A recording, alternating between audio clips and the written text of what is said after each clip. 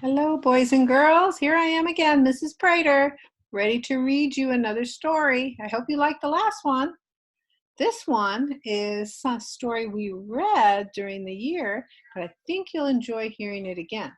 It's called Joseph and the Coat of Many Colors. Now, this has some sad parts in it, but it does end well. And that's who God is. Sometimes we go through hard times, but God always delivers us. That's what the Bible says. Many are the troubles of God's people, but God will deliver us all. So let's get started with this story. The title again, Joseph and His Coat of Many Colors, by the Bible, or shall we say, God is the author. Okay, we're going to start out and find out what this is all about. Of Jacob's 12 sons, Joseph was his favorite. Joseph was kind and helpful, and his mother Rachel had been Jacob's most beloved wife. She had died, and Jacob missed her very much, but Joseph reminded him of her every day. Jacob's older sons were busy, working, and he had a younger son, Benjamin, that was too young to work. But Joseph, the second youngest, loved sitting and talking with his father. They were good friends, as well as being father and son. Jacob enjoyed showing Joseph how much he was loved. He bought him a special coat made of bright, beautiful colors to keep him warm while he and his older brothers fell asleep and were watching the sheep on the hills, and they would sleep a little bit. "Thank you, Father," said Joseph, hugging Jacob. "I love it." So here's his coat of many colors.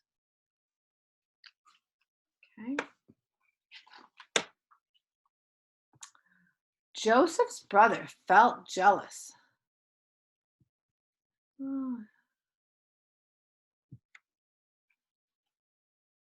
They had only one plain threadbare jacket. So when they saw their brother with a fancy coat, they thought that wasn't fair. Why'd he get a nice coat and we don't have one?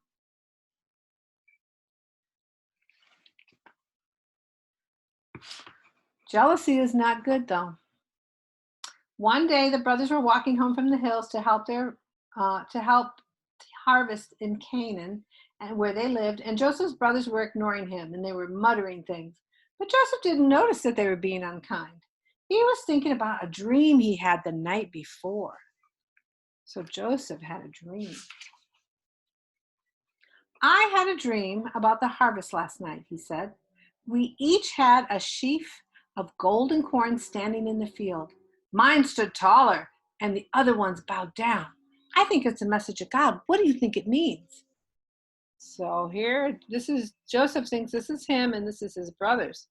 And his brothers didn't like that. They think, "We're not going to bow down to you." A short time later, Joseph had another dream. This time, he decided to tell his father and his brothers about it, and when everyone was together at home. "I had another dream last night," said Joseph. "This time, the sun and the moon and 11 stars in the glittering night sky were bowing down to me. What could that mean? The stars, the sun, the sky bowing down to him?"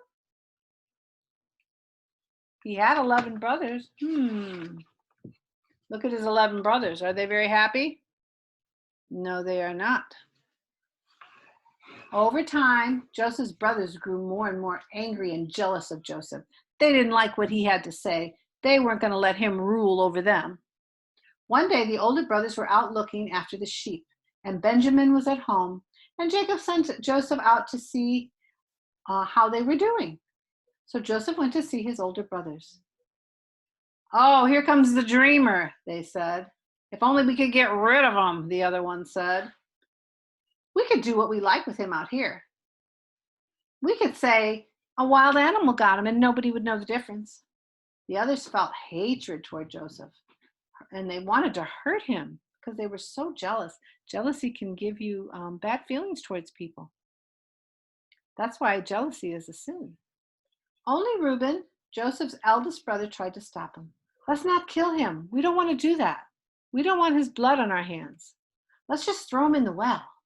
So they threw him down in the well. There's poor Joseph falling. down into the well. The other brothers ripped Joseph's beautiful coat from his back, and they threw him down there, and they kept the coat for themselves. And then the greedy brothers saw that someone was coming with a camel, a bunch of people. "Let's sell him and get rid of him completely," they said. So they pulled Joseph out of there. They sold him to the people with the camels, and they hoped they would never see him again. But now they had to explain to their father what happened. Reuben was horrified. He didn't know what to say. "How will we tell our brother?"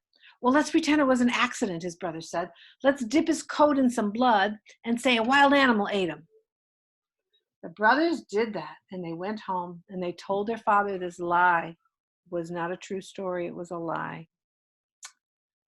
"I will go to my grave crying and being sad for my son," said father. There he is. There's the father, that his son is dead. But we know his son is not dead, is he? No, he's not. Joseph was taken far away to Egypt. He was sold as a slave to a man named Potiphar. Potiphar was important, who worked for the Pharaoh. Pharaoh was like the king of Egypt. "I am now a slave," said Joseph. "It must be God's plan for me." At first, Joseph's life in Egypt was not too bad. Joseph knew that God would want him to do his best. He worked hard and soon became an important servant. God blessed him in Potiphar's house because he loved God. Then his master trusted him with everything, except one thing: his wife. His wife was filled with wickedness and jealousy, and she told Potiphar lies about Joseph that got him in trouble, and then Joseph got thrown in jail. He didn't do anything. Somebody lied about him. Joseph did not feel alone in prison because God was with him. He made friends among the other prisoners. One day, Joseph heard two other prisoners talking. They were the butler and the baker, and they both had strange dreams. And Joseph knew about dreams. One said, "I dreamed I saw a vine and 3 branches heavy with grapes. I squeezed the juice from the grapes into Pharaoh's cup. All that simple. In 3 days, you're going to get out of jail and you're going to go back to your job. Pharaoh will set you free." And then the baker was like, "Okay, well, I had 3 baskets of bread for Pharaoh, but the birds came and ate them all." Oh, Joseph said, "I'm sorry. In 3 days, Pharaoh will decide that you can't get out of jail. You have to stay there because the bread is all gone." So dreams are funny. They do have meaning, but one was a good one in this story and one was a bad one. So here we go. Here shows the grapes going into the cup, and this shows the birds eating the bread. So the cupbearer got to come back, but not the butler. 2 years later, Pharaoh had a dream. He saw 7 fat cows come out of the river Nile, and then 7 thin cows. And the 7 thin cows ate up the 7 fat cows. Now, how could that be? But they did in the dream. That night, Pharaoh dreamed of 7 healthy ears of corn, and another 7 corn sprouted, tiny and shriveled, but they swallowed up the healthy corn. "Who can tell me about these dreams?" cried Pharaoh. "What do they mean?" Then the butler, who had gotten his job back, remembered about Joseph in jail. He said, "I know somebody that can help you, but he's in jail." Well, the king sent for him and said, "Bring this young man to me that can tell me about dreams." Well, oops, I think I turned too fast. He told the dream to Joseph. Joseph said, "God is sending you a message. 7 years of good harvests are coming, followed by 7 years of terrible famine." Seeing that Joseph was a man of God, Pharaoh freed Joseph and put him in charge of Egypt.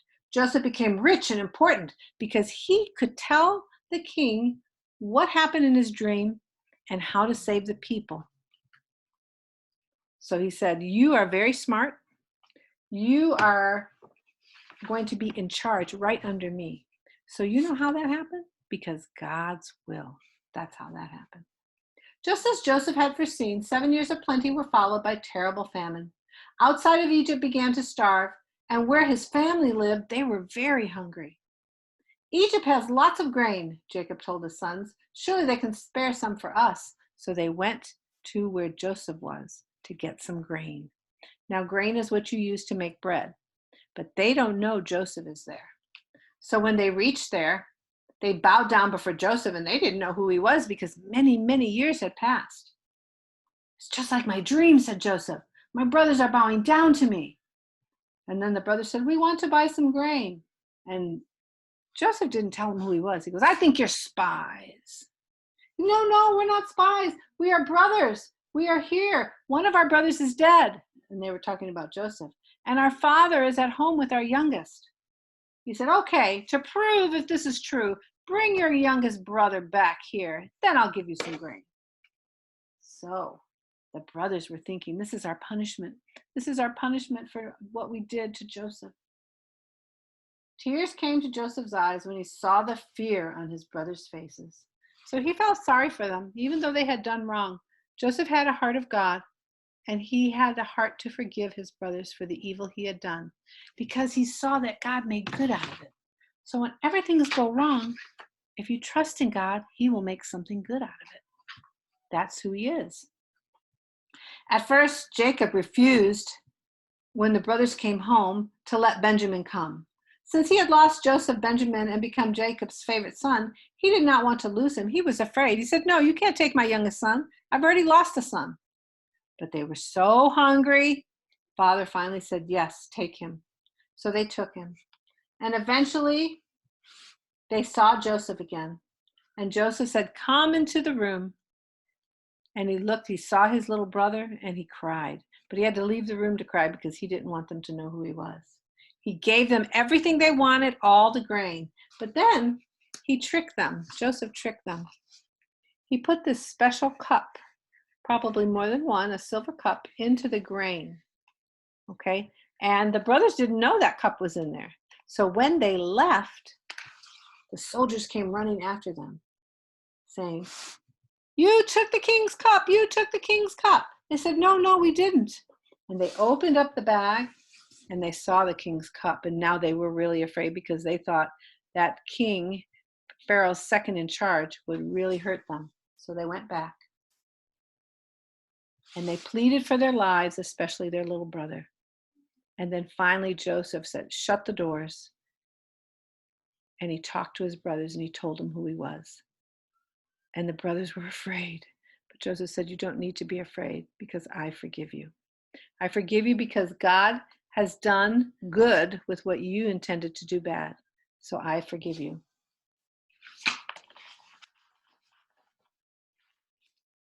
The brothers rejoiced. They went home and they got their father and they told him, Joseph is alive. And the father was so excited. He couldn't hardly believe it. He said, take me to him, take me to him. And so they all took the trip to the land of Egypt. And here's Joseph, seeing his father for the first time in a very, very long time. And as you can see, they're hugging. They want to hug each other, and they're so happy. So all the evil that happened to Joseph, he kept trusting God. He kept saying, no, I believe in the goodness of God. And God came through. He blessed them and took care of them, and he saw his family again. The end. Well, I hope you learned something from that story, boys and girls, because jealousy never pays off. To be jealous only gives you bad feelings in your heart, ugly feelings. But when you're generous and you're kind, then you feel great. Okay, and that's what Joseph did. He stayed faithful to God, and God used him.